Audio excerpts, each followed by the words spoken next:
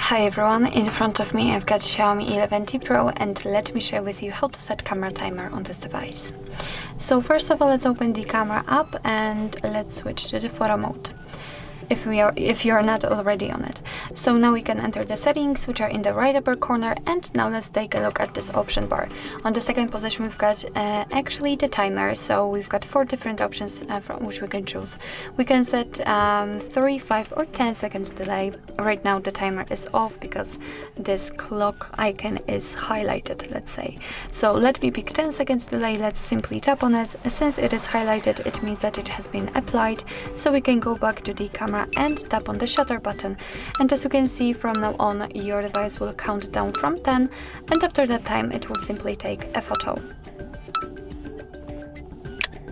Okay, let's check another option just to check. So the 3 seconds, and the same situation. Right now it is counting down from 3.